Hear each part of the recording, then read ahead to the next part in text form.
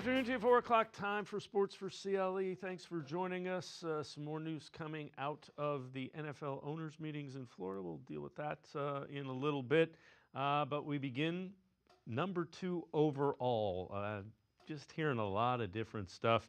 Tony Rizzo from ESPN Cleveland with his thoughts on the Browns' pick at number 2. Based on everything I've seen, all the information I have, I think the Cleveland Browns are taking Travis Hunter right now. I do. To me, the elephant in the room is your offense stinks. And here is a once-in-a-lifetime two-way star. If he contributes on one side of the ball, like I think he can, I'll be happy with whatever they decide to do with him. Like, let's say Denzel Ward goes out. 1 week you'll put Travis Hunter at corner? You could do that. Right. They also talked about his ability to go up and get the football. Kid can catch anything, anywhere. He knows how to get to the end zone. So if the Browns, in fact, do go Travis Hunter at number 2, the question becomes, who's the quarterback? Peter Schrager on the Pat McAfee show, connecting the dots from what everybody is hearing with the Atlanta Falcons at the NFL owners meeting. The Browns thing makes a lot of sense for 2 big reasons. One, there's a gaping hole at quarterback. I mean, Pickett could hold the fort, but he's not your only option. And then 2, Stefanski and Cousins have a really good personal relationship. I don't know why Kirk Cousins was at a Chipotle in Ohio over the weekend, but he was. That was confusing to me, but that also leads you to think, wait, what's going on here? Truth of the matter is, Penix is the future in Atlanta. They're paying Cousins a boatload.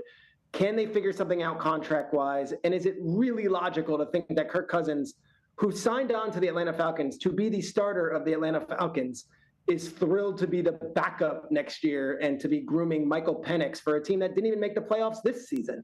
At least in Cleveland, he goes to a quarterback's coach in a whisper that he's got a relationship, a fan base that would be thrilled to have him, and he's an upgrade, and he's the quarterback 1. It makes sense. Of course, the timing, they'd have to wait to be able to do this.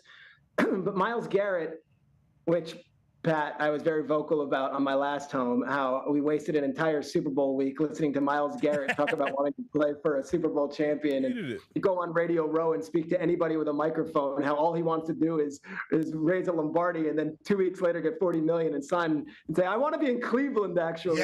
But Myles Garrett did say that he knows of a plan at quarterback, and he's comfortable with that plan. I can't imagine it's with a rookie quarterback or it's I'm thrilled to go to war with Kenny Pickett. All very logical connections of the dots. The other thing that happened today is Raheem Morris, the Falcons head coach, said they don't expect Kirk Cousins at any voluntary workouts. He also took about 6 questions at the beginning about Kirk Cousins and is he going to be there. So Kirk Cousins becoming a distraction in Atlanta. Tim Hasselbeck, ESPN's NFL Live, with what he has seen from Shedeur Sanders. He is smart. He knows how to play the position. I think where it gets really tricky is, like, you're talking about rarefied air when you're talking about drafting a guy at the top of the draft. And look, he just is not as physically talented as you would like to see. I mean, it sounds crazy considering he's Deion Sanders' son, but like, that's just the case.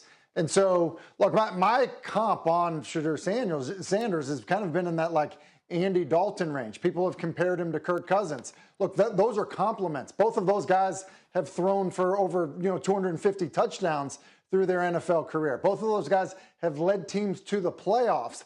But when you're talking about the top half of round 1, look, again, you're looking for elite traits, and he just doesn't have those. Now, look, you're going to have to beat the market at quarterback, so you're going to have to draft a rookie quarterback at some point because of what's happened with the Deshaun Watson deal. And again, so ask yourself this. Do you want Kirk Cousins with the 2nd overall pick? Do you want Andy Dalton with the 2nd overall pick? That becomes a dicey answer if it's yes. All right, let's turn our attention to the Guardians. Guardians, first of 3 in San Diego last night. Luis Ortiz made his first start for the Guardians. And in the first inning, Jose Ramirez back in the lineup and out of the park. A solo home run in the first to give the Guardians a 1-0 lead. Second inning, though, the Padres got the offense rolling. Gavin Sheets at the plate, and this one is trouble. It is going to one-hop the wall. It's a 2-run double, 2-1 Padres. Now 3-1, still in the second inning, Padres still rolling. Fernando Tatis at the plate.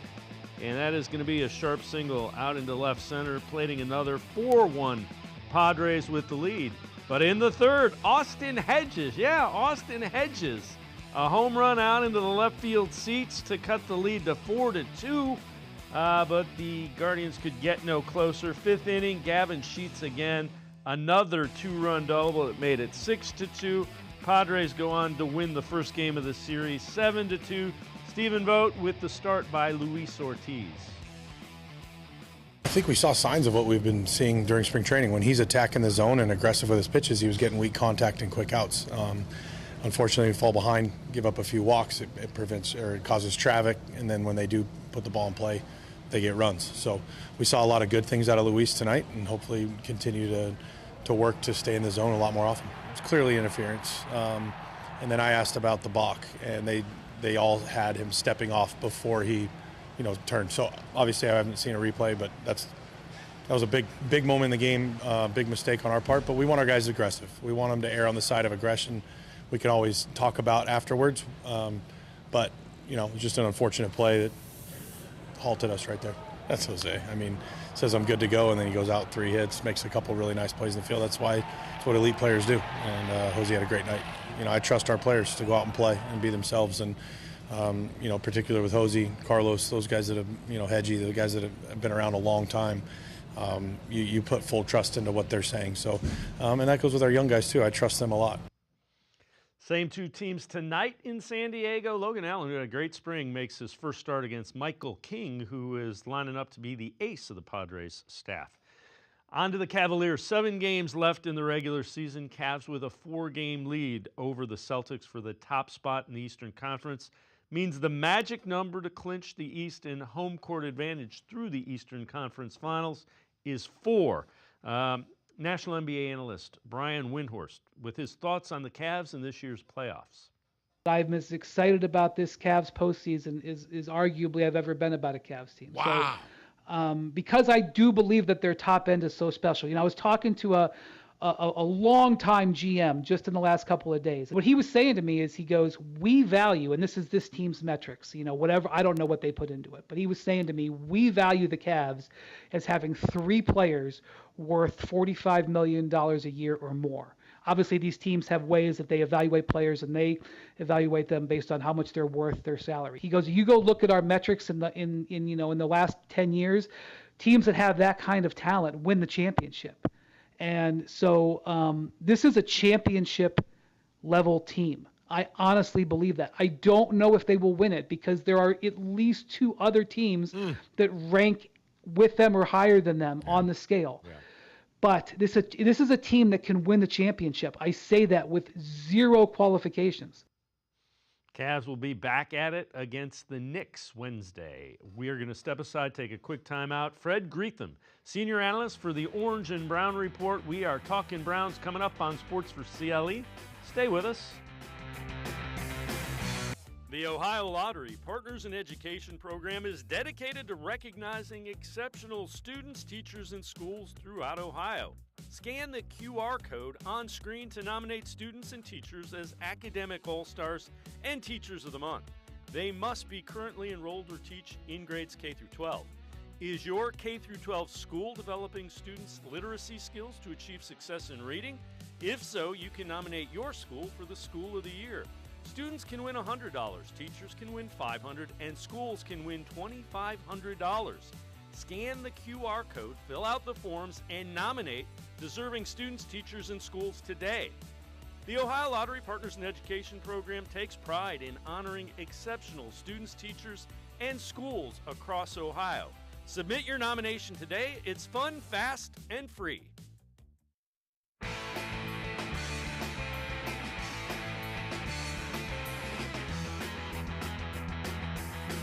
We begin by talking Browns. Diana Rossini from the Scoop City podcast talking about how important this offseason is for the Browns.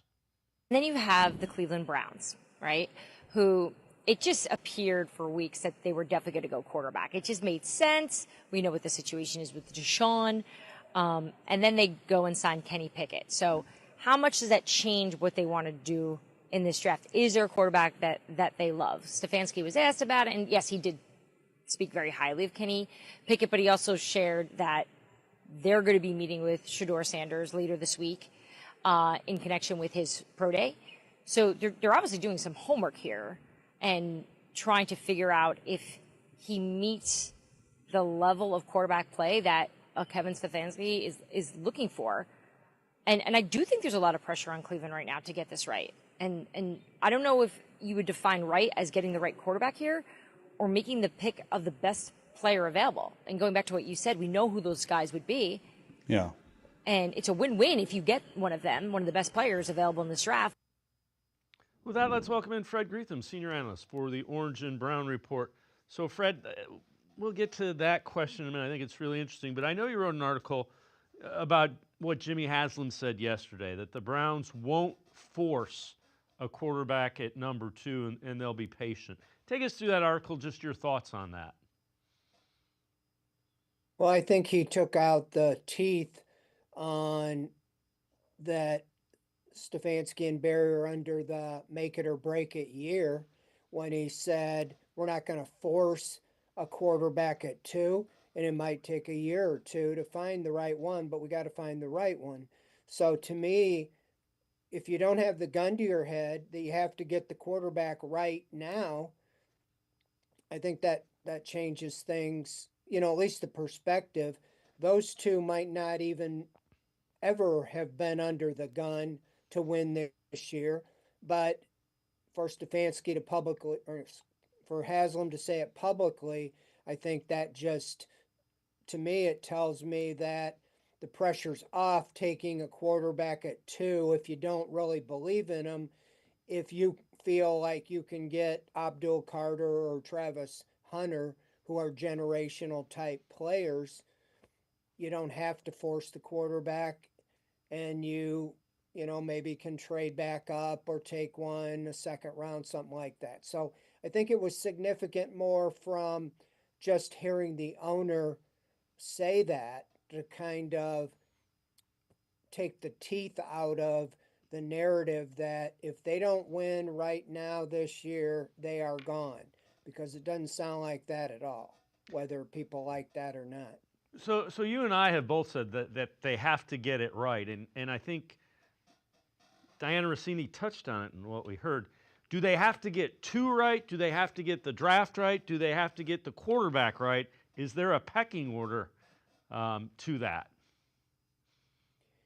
Well, I think, they got, because of their moves this offseason, or lack of moves, they have a lot of areas to address, and that's telling me that they're really going to wait for the draft and try to address their running back, their wide receiver, the edge rusher, safety, across the board, fill in with those 10 draft picks or trade for players that can come in and play, and then backfill what they don't get in the draft, as they've done in the past, go out and sign guys after the draft like they've done in the past. They've signed or traded for Zadarius Smith, and Malcolm Smith was a linebacker signed after the draft a few years ago. And so there's those guys out there that opportunities are drying up for veterans as well. And so right now,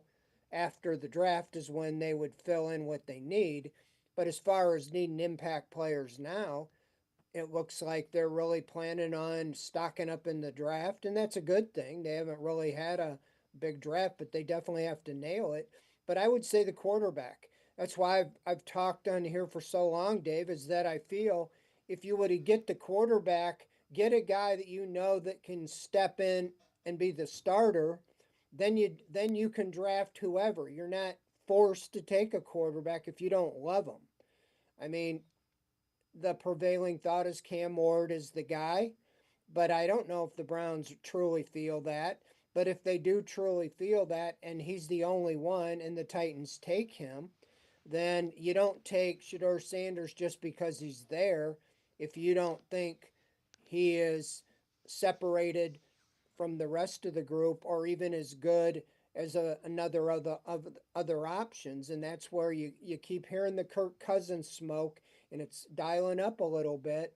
And so I just feel like all along, if you could get somebody like that, and even if you couldn't, that you could have got somebody else, and they didn't. The trade for Kenny Pickett, I don't know what you thought. I think we talked about it on here, but the day it happened, I wrote a story about it today, thinking this is just he's back. He's an upgrade for the third string. DTR was your third string quarterback if he was here, and okay, you got an upgrade there. He might be battling for the backup depending on what quarterback you draft, but I didn't think he really was in the mix to be the starting quarterback. But hearing Kevin Stefanski and Andrew Berry talk him up, and now looking at the options, even if you brought in Joe Flacco or Carson Wentz, I don't know if they would be better than Kenny Pickett at this point. So I'm starting to think that Kenny Pickett is your bridge quarterback. And especially if you don't draft a guy at number 2, he very well can be your starting quarterback come opening day. All right, let's head to the voicemail of Truth and Reason. If they're really saying Kenny Pickett has a chance to be the QB1 this year, is that their way of saying that we're tanking? Because that dude, we've seen him for 2 years in the division. He didn't do nothing for Pittsburgh. Pittsburgh carried him with a run game and a defense, and he barely won the games he did win. Why would you bring him to Cleveland? I don't understand if they give him a chance to win. It just seems like they're trying to tank. And everybody's saying tank for Arch, but there's no guarantees that Arch Manning's going to come out after his junior year. He may want to play more than one season in college before he decides to come out. Listening to the meetings with Barry and Stefanski talking about that they like Kenny. Come on, man, stop. Kenny is not that good of a quarterback. Granted, he's in the NFL, but he's a backup and was traded from Pittsburgh for a reason. So just want to hear your thoughts. Go Browns. As always, appreciate all of the voicemails. I can't argue with that. We saw him play a lot, and the problem the Browns have is they don't have $30 million to go and get a quarterback. The Deshaun Watson thing took care of that. It isn't a great quarterback class. There aren't a lot of quarterbacks available, and they need a quarterback. That's in a nutshell. And I know you wrote an article, and that it's kind of looking like there's an unexpected starting quarterback. Yeah, like I said, I wrote in the article, watching the Steelers, you felt like as long as, I don't know if other people felt that way, but I felt as long as they believe in Kenny Pickett and he's their starting quarterback, they're really not going to go anywhere, and you're not going to have to worry about him. But he asked for a trade when they signed Russell Wilson. They moved him on. He's now on his third team in 4 years. I look at it kind of like, okay, this is their shot to see if Sam Darnold the second is coming, or somebody that obviously has talent to be a first-round pick, 20th overall. But I surely didn't look at him as the guy to be the starting quarterback this year. But the Browns, the way they talk and the moves they've made, they feel that he's a better option than some of the other guys that they could have signed. Now, granted, he was under a guaranteed, contract of $2.6 million, so that was attractive to him. But yeah, I still am holding out that they will make a move to get a Kirk Cousins will free up, and that would change the dynamics all the way around. And then you have a little more stability, not only a starter, but then you have a backup with experience, and you really could develop somebody. Because if you don't take a guy at number 2, you don't have to start him. And most of the guys that, even if you trade back up, aren't projected to be ready to go right away. So you would want to buy yourself some time. Now they're in a position because Cousins and the Falcons, picked up that option. They really are in a position with Kirk Cousins having a no trade clause. He doesn't want to get traded to the Browns if they're going to draft Shedeur Sanders or Cam Ward, and one of those guys is going to be the starter. That's what happened to him. That blindsided him last year. He thought he was the guy with Atlanta with 180 million reasons that they would make him the quarterback. And then they drafted Michael Penix with the 8th pick. So now he doesn't want to get traded until he sees who makes that move. So if the Browns draft somebody at number 2 at quarterback, I would think the door would be closed on Cousins, because I don't think he'd want to come here knowing that there's a quarterback that's going to start sooner than later. So if you get the Hunter approach, or you get Abdul Carter, then all of a sudden you say, Kurt, I'm assuming Rodgers goes to the Steelers. So that leaves one team with a starting quarterback need, and that's the Cleveland Browns. Now, you got a financial side of it, whereas, the Falcons are on the hook for $37 million, and you're going to have to probably absorb some of that to get them, but it just depends on how desperate they are. So, there's a lot of ways you can still look at this, but I still think that's your best bet. They're coming out strong with Kenny Pickett, but I cannot believe deep down, if they know they're not going to take Ward or Sanders, that they are just ready to go into the season with Kenny Pickett and a developmental quarterback, because I don't know if they're not going to, even Haslam said yesterday, they're not going to tank or looking to tank. But, boy, I don't know how you improved your team much, if this is what you're doing, other than, a couple draft picks. It could bode well for the future, but usually your draft picks don't come in and light the world on fire. Yeah, and my reaction when they signed Kenny Pickett was, okay, they're not going to be forced to play whatever quarterback they draft until they're absolutely certain they want to. It's kind of how I viewed Kenny Pickett. He was the, break glass, use him so rookie doesn't have to go play before he's ready. Fred Greetham and I are going to step aside, take a quick time out. We will continue to talk Browns, draft, quarterback, and the like. Sports4CLE. Be right back. Stay with us. We're out here busting common lottery myths by talking to real players just like you and you. If an Ohio Lottery scratch-off game has 1 in 4 odds, that means if I were to buy 4 tickets in a row, I'm guaranteed to be a winner. True or false? I'm going to say true. Oh, that's false. You're right, it's false. The jackpot for the Mega Millions is at its highest it's ever been before. I now have worse odds. True or false? True. False. False? That is exactly right. You can learn more by going to ohiolottery.com/knowtheodds.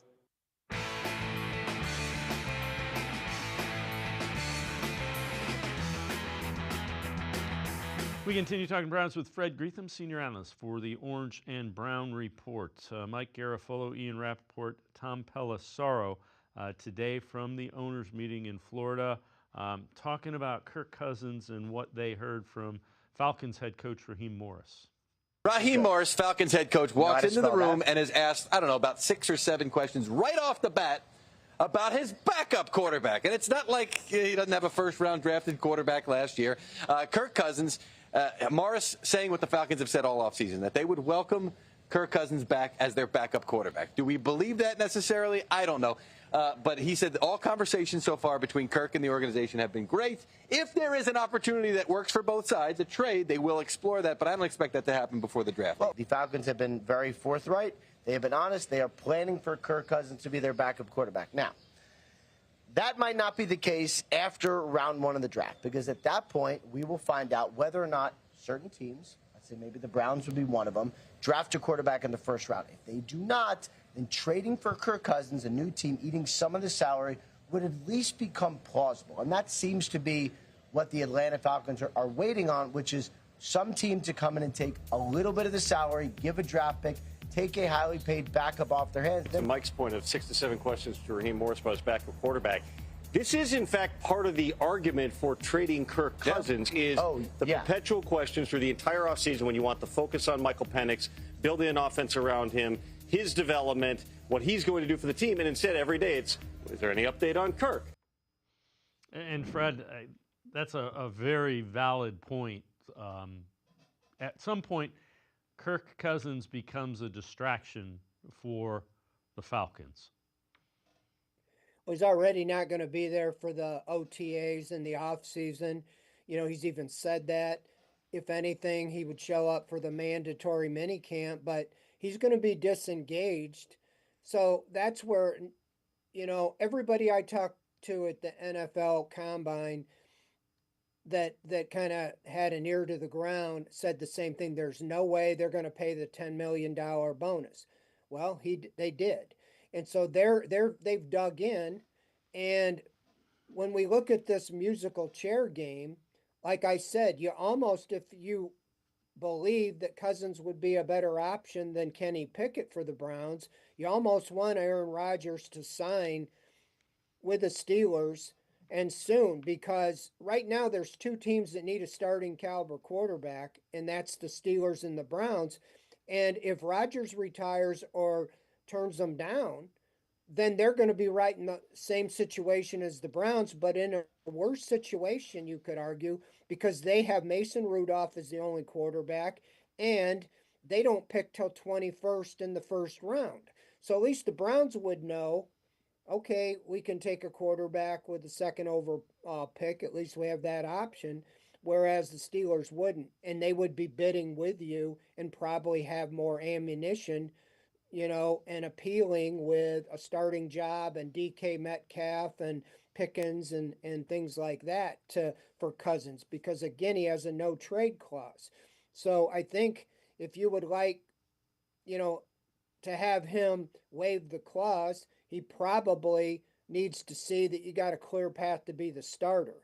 And if you draft a quarterback number 2, then I think that no matter what you say, it's the writing's on the wall that you're going to start that number 2 guy if he's the quarterback. So it is interesting how these pieces work, but it doesn't make you feel any more comfortable, because if you wait till the draft and you don't draft a quarterback thinking the ace in the hole would be trade for Cousins, and then you don't get him for whatever reason, then you really truly are stuck, with Kenny Pickett, so to say, and then picking up whoever is unsigned still, or drafting 2 rookies to be in that room with Pickett.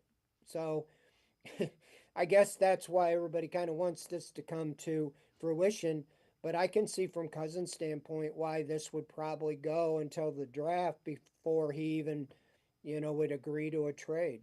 So Field Yates, ESPN's draft analyst, talking about where he thinks the Browns will go at number 2.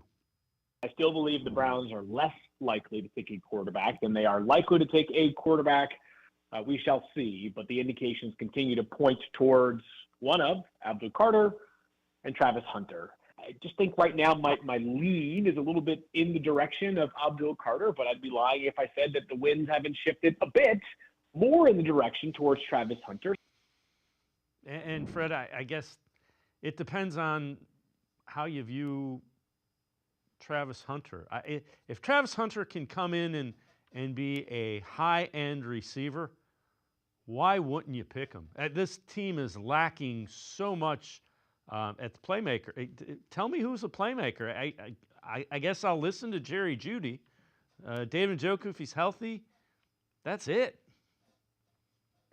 Well, it's like a circling firing squad here. We can go and make the case for Travis Hunter.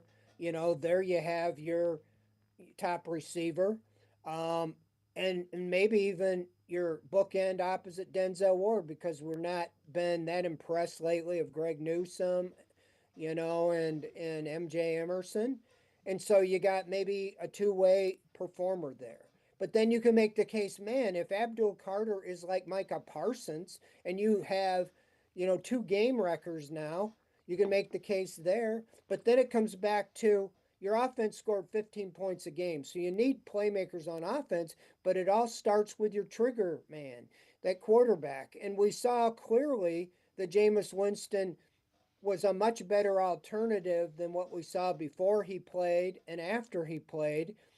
But he turned the ball over so much, they moved on from him. So you still need a quarterback. But if you're just convinced that Shedeur Sanders, assuming Ward's gone, isn't the guy that's going to take you higher than, say, a Kenny Pickett would, well, then why in the world would you, use the number 2 pick on him when you got Carter and Hunter sitting there? So relative to Shedeur Sanders, we've heard some of the comps recently be Andy Dalton. Say he's Andy Dalton. You willing to take him at number 2 overall? Andy Dalton was pretty productive. I get it. Yeah, that's kind of where I'm at. I mean, and Andy Dalton was a competent NFL quarterback.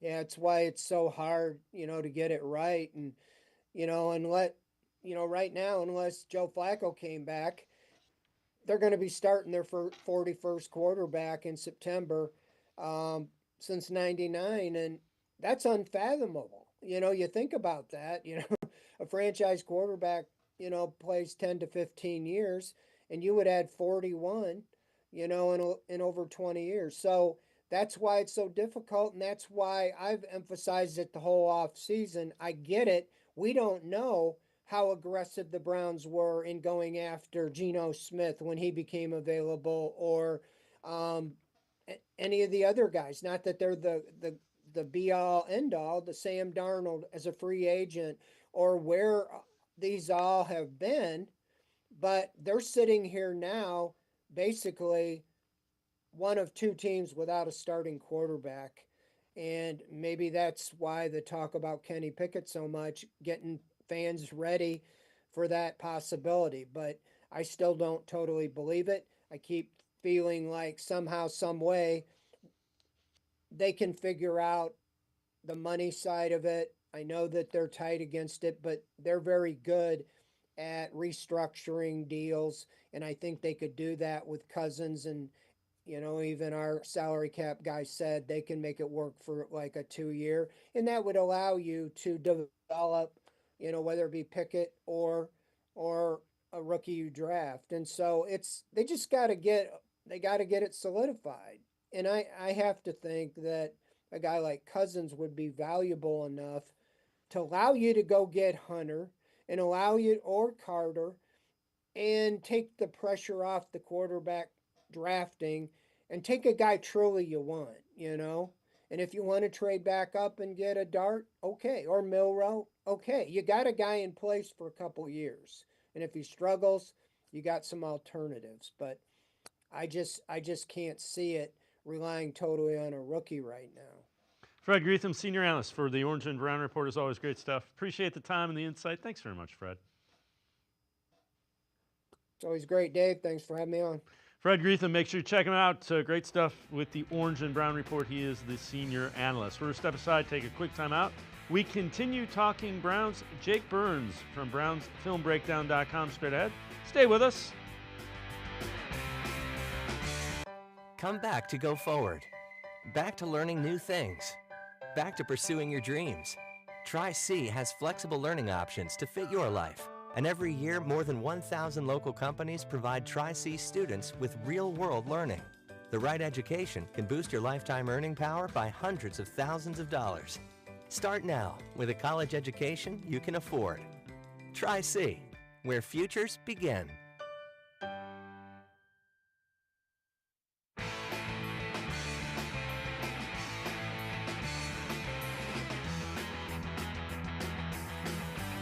We continue talking Browns on Sports4CLE. NFL owners meetings continuing out in Florida, and Falcons head coach Raheem Morris said today the team does not expect Kirk Cousins to show up at OTAs or any voluntary workouts leading up to this season. Diana Rossini talked about Kirk Cousins and the Browns potentially. This from the Scoop City podcast. They still have so many questions at quarterback, which brings us to Kirk Cousins. Right? Is that a real thing for Atlanta to trade Kirk to Cleveland? From my sense, yes. It's a real. I don't know how far along it is right now. I just know there's enough smoke around this and enough conversations being had that this would not be a surprising move. Knowing Kevin Stefanski coached Kirk Cousins when he was in Minnesota, it makes a lot of sense on why that would work. Let's welcome in Jake Burns from BrownsFilmBreakdown.com. Jake, you hear a lot of things about Kirk Cousins. What he would give you is a guy who has played a lot of NFL football and has played with Kevin Stefanski in that relative scheme that you expect the Browns to run. Yeah, I think Kirk is intelligent enough and far enough removed from the Achilles injury that he suffered back in Minnesota that I do think he's got a couple of years of returning to respectable football. I certainly don't think that arm is what it used to be, and I don't think the already limited athleticism is going to ever get to the level it was. But I think if you're looking for somebody who understands what Kevin's looking for, how they're asking to read things out, maybe a little bit more freedom at the line of scrimmage to alter plays to fit against defenses, because a guy who's been around the verbiage of what Kevin likes to call offensively and certainly around the structure and schematic design, I think that there can be a level of competence that comes with that. Pretending like Kirk is maybe the 2022 version of what he used to be, I think is at this point tough to envision totally coming back. I think you also have to consider that he found most of his greatest success inside dome environments, and both between Minnesota and Atlanta, those were situations where he played a majority of those games inside. So really the way I would phrase it as, I'm worried about him at his age playing a majority of football games outside where the weather has a bit more of an impact. But do I think he can be good enough to help them in a manner that is far less restrictive than what Deshaun did last year and far less restrictive than the turnovers Jameis Winston provided? I think there's a world where that's possible. But you have to ask yourself, how much money do you have to eat to do that?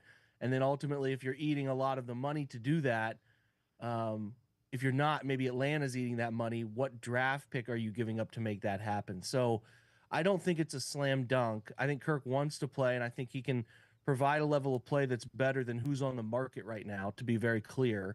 But it then becomes, what are the levels to that mean something that, we have to give up to get him. And then ultimately, if it's week 8 and he's thrown 4 touchdowns to 6 interceptions and he can't drive the football downfield, especially, outdoor football is giving him some restraints, I think then you start to be like, did we make the right move there? So I think that I understand the hesitancy from the Brown side to give up anything of real relevance to make that happen. I think the most appealing thing, and I'm sure you guys would agree with me, was the idea that you could get Kirk on a similar veteran minimum deal that the Steelers were able to luck into with Russell Wilson last year. So you don't have that, and then it becomes you have to pay him double, a multi-million-dollar contract that gets north of $10 million, or you have to give up a 4th-round pick for him.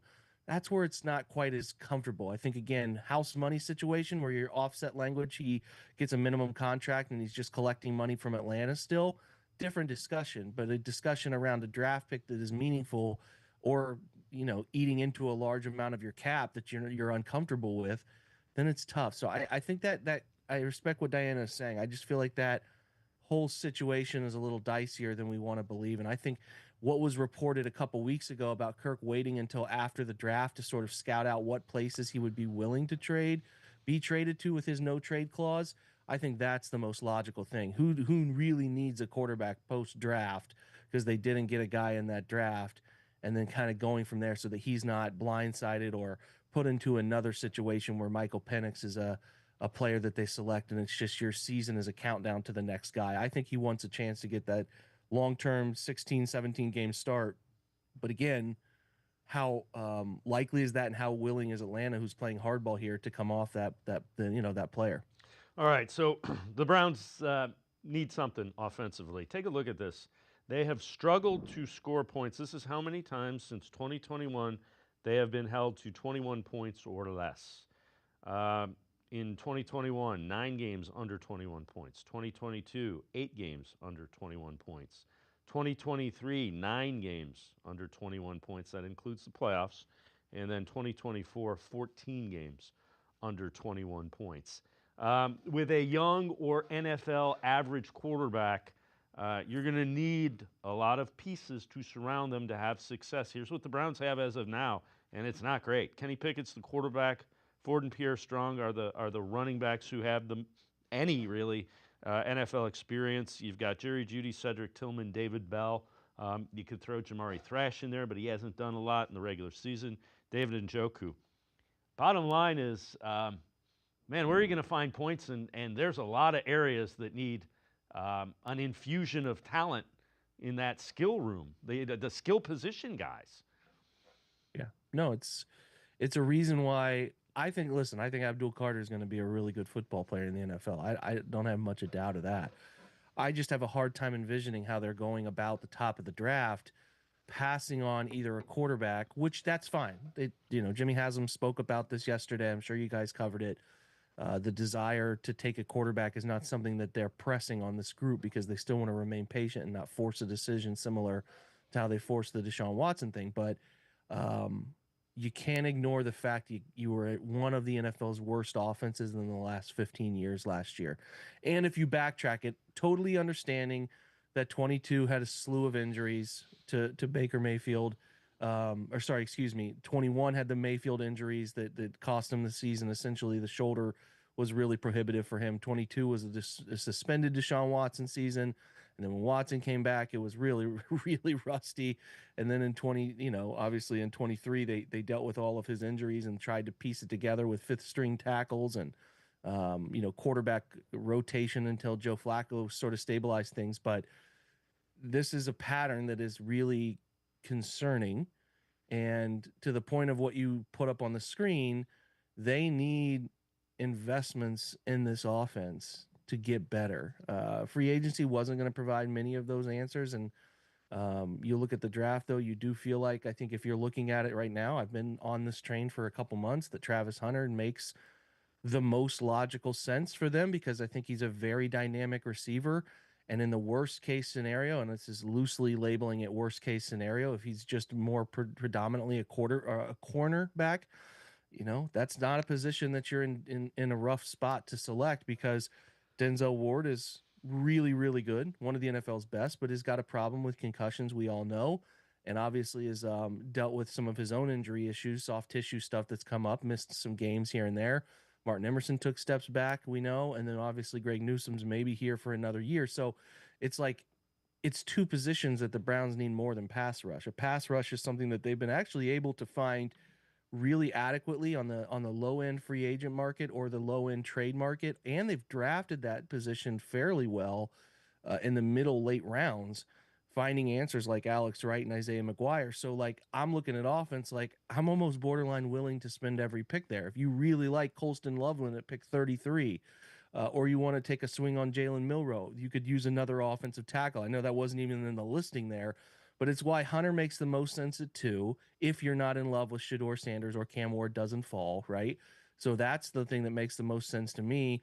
You need 2 running backs in this draft, whether you're drafting one and going after a UDFA later on, because I think this is a historically good running back class that has a lot of depth to it. The same with tight end.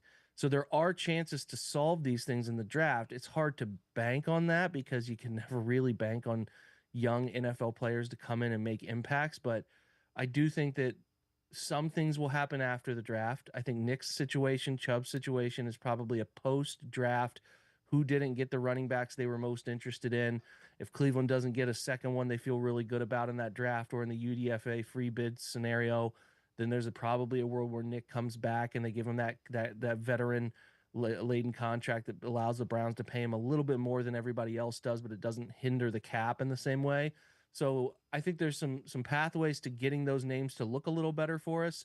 I do think it involves taking some young quarterback at some point. I know we're going to talk about more of them. So that will probably be an addition. I think a running back of serious nature will be an addition in a very, very deep class. And then I'm looking at Travis Hunter and some other wide receivers, and I certainly am interested in a tight end in the middle of the draft as well, who I think, again, that's another deep position in this one. So it is very fairly bleak right now, but they do have ample opportunity to add to some of those positions to improve the general talent. Jake Burns from BrownsFilmBreakdown.com and I are going to step aside, take a quick time out. Other side of the break, we'll hear what Kevin Stefanski had to say about Travis Hunter. Plus, Jake with a film breakdown of Kenny Pickett. Sports4CLE. Be right back. Stay with us. We're out here busting common lottery myths by talking to real players just like you. And you, sir, what's your name? Where are you from? Tom Burrell from Lexington, Ohio. I'm playing Powerball. I use auto pick when I pick my numbers. Do I have better, worse, or the same odds? Same odds. I'd say better. I still think worse. Same odds. He's got it. It's the same. Auto pick, numbers you pick, same odds. Either way. He has it. He has it, folks. He already knows. You can learn more by going to ohiolottery.com/knowtheodds.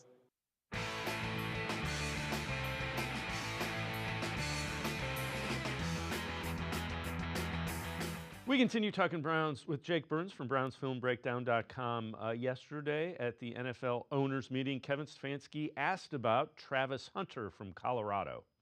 He's an outstanding player, an outstanding young man. Fun to spend time with him. Elite ball skills. I don't know if there's been better. Truly, this kid's special when the ball's in the air. He's had a ton of production in the college game, and then oh, by the way, he's doing it for both sides of the ball. But as a receiver, obviously I think room to grow, but certainly has elite ball skills. Every team is having that discussion. I think he's very capable of both. How you structure it, where you start him, quote unquote, is really important to figure out. I could see both sides of it. I could see him as a wide receiver that moonlights at defensive back. The easier thing that you've seen over the years is the defensive back that then gets a package of plays. So every team is talking through that and how they would structure it, but this is a unique young man and his ability to do both.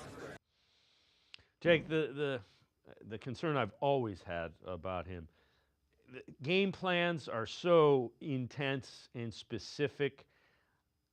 I just don't see the value of throwing both at him full time, being Travis Hunter, right away. You've got to delineate he's this, and then we're going to use him a little bit over here once he masters whatever you give to him first, because the NFL is littered with guys on defense that are linebacker safety hybrids. You threw too much at them and they didn't become anything because you tried to make them everything. Yeah, I think the concern is fair. How I would think we need to look at this and discuss it is, some people might be offended by this and some people might sternly disagree, but this is the same sort of discussion we were having about Shohei Ohtani, right? Can this guy really pitch and hit in the same season, pitch every 5 days, hit every day? Can he do it? And really the what it came down to is like, this is what he's always done. And it's a part of the ball player DNA that he has. And he's a special hand-eye coordination, physical athlete, all the above. I think we have to consider that is very possible for Travis Hunter, who has just done this in perpetuity. I think you got him to Jackson State, and people were like, this is insane for him to play both ways. But, it's low-level college football in terms of it's not D1 FBS stuff. So we'll see what happens if he moves to Colorado with Deion, and he did. Goes to Colorado and has a bunch of really strong success doing it effectively for a big time college football at that level. And listen, was it the SEC or Big Ten? No, but they're still playing pretty good football in the Big 12, and they played pretty good opponents, and they played a bunch of NFL caliber athletes. And to me, I can see this going both directions. I can see him being hey, we're going to devote primary wide receiver time for you, where you're spending that time getting coached up on route running, how we're going to effectively use you more on offense. And then we're going to put you inside of our, maybe our 4 corner packages as a dime corner for us, where you can step on the field and play in a very limited structural setup, where we want you to play in a lot of man coverage, press man, and we don't want you to think a ton, just go out and read and react, right? I could also see that, hey, we think he's too special at corner to pull him out of that, so maybe we have him playing 25 snaps on offense, where it's anytime we're in 11 personnel. If we're in 12 personnel, we're going to keep maybe Jerry Jeudy and Cedric Tillman, or if they draft another wide receiver they really like and he steals the spotlight or something and gets a chance to play more. I don't think, what I'm getting at is, I don't think they're forced to play him both ways to find the second overall pick value. I think he's the best cornerback in this draft, and I think he's the best wide receiver in this draft. So what you're gambling on is ultimately the baseline for me is he's really good at those positions. He's really good. And then what happens if he can play both of them and be who he's always been? He's not done growing. He's young. So there's a world where he does end up at 200 plus pounds. And there's a world where he is adding muscle to the frame. And he's a great kid from everybody you talk to and the interviews you hear and his own active YouTube channel. It's like, I don't really know why this isn't a slam dunk, because you have at the baseline a blue chip player at two positions. And even if you put him at one position, you're going to get a really good player. So that's the baseline. And what if you have the UNFL's Shohei Ohtani unicorn? Like, isn't that so enticing that you should do it? And I understand that everybody wants to believe it can't be done, but this sort of stuff comes along every generation in sports where you're like, this can't be done. Like, there's no way LeBron can be that size and play point guard and be a pass first player. There's like this happens, and you have an opportunity here to improve. Like I said, if they had a slew of great corners and they were really deep, maybe the Vikings type of wide receiver group with Justin Jefferson, Jordan Addison, you really could start to talk yourself of coming off of that, maybe because you really want an Abdul Carter to add to your defensive line. But like, when you look at what the Browns need and you look at the players' alignment of positions played, and you eliminate like this fear of him not being good at either of them because you're worried about one taking away from the other, and just realize he's really gifted at both of them, and then you have this lotto ticket to maybe have the NFL's unicorn, that's kind of cool, right? Like, I don't really understand why it's not a slam dunk second overall pick thing for me. So that's where I'm at with it. Yeah, no, I get it. The Ohtani thing is really interesting parallel. All right, so we've heard the Browns have to get it right this offseason. Here's an interesting question. Is it more important that they get the draft right, meaning you have the second overall pick and you have the chance to get, potentially generational talent, or do you have to get the quarterback right? And they may be mutually exclusive. I mean, would you love to get the quarterback right? Yeah. I mean, if they're in love with Shedeur Sanders, I think that they would love to take Cam Ward. I don't think there's any doubt about that. The problem is it feels more and more every day like the Titans are taking him, and there's no chance the Browns are moving up to one, unless I would think the Titans are going to make the asking price so ludicrous that it's just almost impossible to do that. So but listen, my theory on this has been, if they love Shedeur Sanders and they believe he's the solution to their situation, even if you view him as like an Andy Dalton plus, there's a reason to take that player there. There's a reason to believe he can be a big part of the problem solving you need on offense. I would be fine with that. It has to be a unified love for the player from everybody involved in the scouting process to the top of the line with Andrew Berry, and a buy-in from ownership, right? All of that would have to be there. And who am I to question that if it comes to fruition that they go that route? I will be open-minded to it. I think that we could all agree, outside of the stretch Joe Flacco had, which still even had a slew of turnovers, we haven't seen much quarterback play that is reminiscent of any of the average to above average to, God forbid, great quarterback play we see around the NFL. So that would be a welcome sight. Doesn't sound like, if you listen and take Jimmy Haslam's word yesterday as gospel, which I don't know why he would lie on this, but like, it doesn't sound like they're inclined to force that. You could talk yourself into, hey, they have to get a rookie quarterback here, and they have to get a rookie quarterback contract because of the Deshaun stuff hanging over their head, whatever.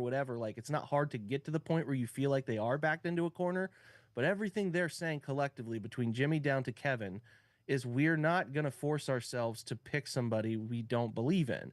And even if that, like Jimmy said yesterday, means a multi-year sort of scenario where they're being patient and they are trying to bridge the gap between their quarterback and who they ultimately maybe move up to get to be the guy, I think they want to do that. But they also know that they're, again, direct quoting this, like, there are really good players in this draft, and they want to support the roster getting really good players as often as they can. So I think it sounds unified in the way they're viewing it. I think there is a very important week with Colorado's Pro Day and spending time in private workouts with both of these quarterbacks, and obviously spending more private time with Shedeur and trying to watch him throw live and feel all that stuff out. But your question's fair. They need a quarterback, but it does sound like they're not saying get it done this offseason or you're all gone. So it sounds like there is at least from Jimmy's perspective, a willingness to understand that if they don't love this guy, let's wait until the next draft and see what cycle, like what does it present? What should we do? And kind of go from there. So I don't think that they're going to force that pick, but I also wouldn't rule out, like, they could love, this is all smokescreen season. They could really, really be all in on Shedeur behind closed doors, and that's the direction they're going, and we don't know it yet. So we'll see. Jake Burns and I are going to step aside, take one more time out. Other side of the break, a couple of film breakdowns. Will Howard and Kenny Pickett straight ahead on Sports4CLE. Stay with us. Come back to go forward. Back to learning new things. Back to pursuing your dreams. Tri-C has flexible learning options to fit your life. And every year, more than 1,000 local companies provide Tri-C students with real-world learning. The right education can boost your lifetime earning power by hundreds of thousands of dollars. Start now with a college education you can afford. Tri-C, where futures begin.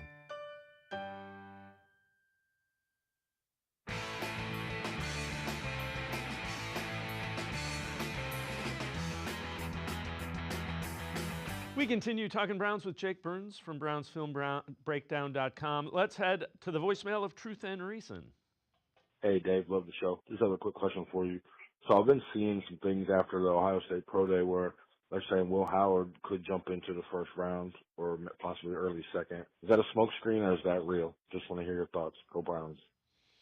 As always, appreciate all of the voicemails. So, Jake, let's answer that as we do your film breakdown. So you did a film breakdown of Will Howard on BrownsFilmBreakdown.com. So take us through what you see with Will Howard when you do this film breakdown.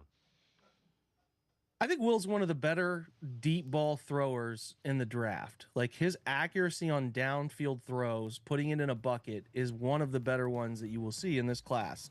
That is without question. And you can pin that on, hey, he has JJ, Jeremiah Smith, and he has Emeka Egbuka, and ultimately Carnell Tate will be a pretty good NFL wide receiver. Like, you can go that route if you want, but you still got to deliver it. And I think he did a great job of delivering footballs down the field accurately for most of the season. I again think you stack his tape up with, as you're seeing this ripped football down in the middle of the field here against this inverted Tampa 2. Like, he can put it in a shoebox down the field. Very valuable and is appealing to a lot of NFL teams. Where he has some trouble, and where I think that this is going to ultimately be why he is maybe a late round 3, so you're talking Friday night, day 2, into maybe an early 4th round guy, is I don't think his ability to handle disguised coverage pre-snap to post-snap is where it needs to be.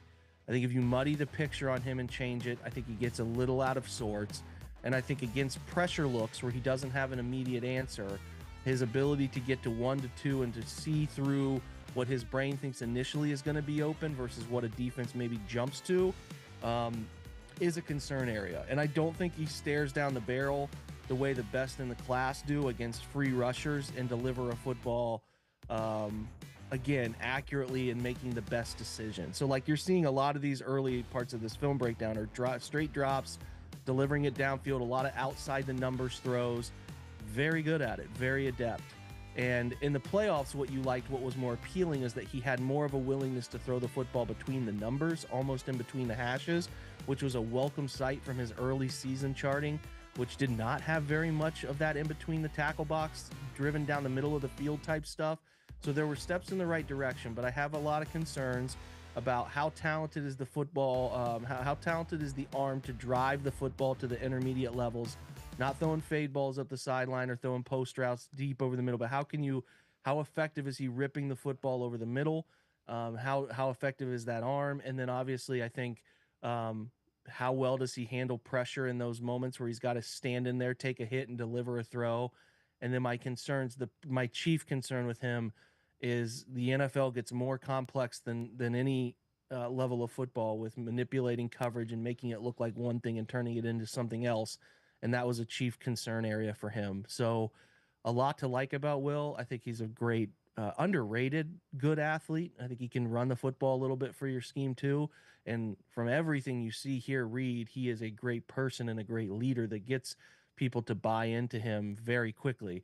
So there's an appeal there. And if he comes to Cleveland, because the Browns, when he used pick 104 or 97, I think is the other one on him, I get the appeal. I think he would be an interesting fit with Kevin and an ability to get under center and turn his back to the defense, look downfield, decipher, delineate, and push the football vertically. There's probably a little bit of in-house appeal there, and I'm sure the Browns will use a local workout on him to get a better feel for that. So I am interested in, he's in that group of like second-tier quarterbacks that I think the Browns will be interested in the second, third, fourth rounds. So the other thing we've talked a little bit about is Kenny Pickett, currently the only quarterback on the roster. We'll see how long that is for. You did a film breakdown of Kenny Pickett. Take us through what you see with Kenny Pickett and strengths and some of the concerns, just like you did with Will Howard. Yeah, very much a spot thrower. I kind of tried to take a look at what he did last year with Philly because he got some opportunity late in the year as Jalen Hurts went down, and it's a lot of what he was in Pittsburgh. I don't think there's really a clean ability to work through reads. He doesn't stay calm and collected in the pocket. Will sometimes run into his own pressure, create his own pressure, because too often he doesn't work through the pocket to navigate to a second or third option. And, again, when you get into those dicey situations, he cannot seem to find answers down the field that involve throwing it. So I think a spot thrower who, if he has a simple read, is a half-field read. What I mean by is he's just reading the two receivers on the left side. He's got a chance to be effective. He can throw it up the sidelines. I think he does throw it up the sidelines fairly well. Deep throws, has had some success with that dating back to Pittsburgh. And I certainly think that there's an ability for him to navigate the middle of the field if it's within the structure of what they're asking him to do. But again, what has caused him fits in the NFL? Well, pressure stuff makes him uncomfortable and makes him make some pretty ugly decisions. And really what we're talking about, the difference between average to the great and the NFL, is how do you navigate the chaos that is NFL pockets, and he's just not able to do that. And so anytime you're in third and what I call third and pass, which is third and predictable, you got to throw it to get this first down, usually 3rd and 6+. I just don't have a lot of faith in him to find those navigate those difficult situations, navigate those, hey, we took away your best option, we knew your primary, can you get to the third guy? That's where he struggles. So as a baseline backup, I think that there's like some potential to just be adequate if you have a strong unit around him like was in Philly. He can sort of point guard that thing into some points, put some points on the board. His wide receivers can do some work for him. But the reason I was kind of against the trade primarily initially is he's not as accurate as I'd like him to be in the shallow and intermediate portions of the field. That's inconsistent at best, mixed in with the inability to really handle pocket chaos and movement coverages that can confuse him pre to post. I just don't see the upside. I probably would have rather taken a trade like that and maybe used like a Malik Willis in Green Bay or a Joe Milton from New England, who are those guys that are kind of toolsy and have some upside that you could maybe mold. But they went the direction of Pickett. I think they think he can navigate a little bit of the half-field read stuff that Kevin can make a bit more simplistic for him. And we'll see. Ultimately, think they could have done a little better there, but Kenny will be, at minimum, he's very cheap, and I think that was an appeal to them in the last year of his rookie contract. So he's very cheap and has a slew of starts under his belt and has been around NFL football for a while. So I think if you're going into the season with Kenny Pickett as your starting quarterback, and that's like the firm plan, I'm nervous about that, but ultimately I think, could you do worse here? I certainly think Dorian Thompson-Robinson was a worse version of this, so you could do worse. I am like, as we looked at that depth chart that you presented, it's not a comfortable thing to think like, oh, the Browns are trying to win football games this year and they're starting Kenny at quarterback for more than half the season. That's just not a great proposition to me. I agree with you wholeheartedly. Jake Burns, is always great stuff. Again, Jake, some of the best breakdowns of film you're going to ever see, brownsfilmbreakdown.com. Tell us a little bit about the community before we let you go.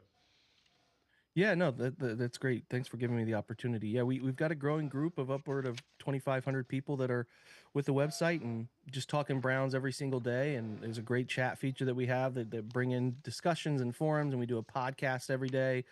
So that's always up and available for you, along with some newsletters, and then, like you mentioned, some unique film breakdowns. So we're a little bit more of the deep dive, X's and O's conversation, understanding of the game. Those people that are obsessed with the Browns and want more of it all the time, we try to provide that as uniquely as we can, and we're excited about where it's going, and I think the community is doing really great with it. So yeah, thanks for having me, guys. All right, Jake Burns, make sure you check him out, brownsfilmbreakdown.com. You will like the film breakdowns, always great stuff. That's going to do it for this edition of Sports for CLE. We will see you back here tomorrow at 4 o'clock. Have a great night, everybody. See you tomorrow at 4 on Sports for CLE.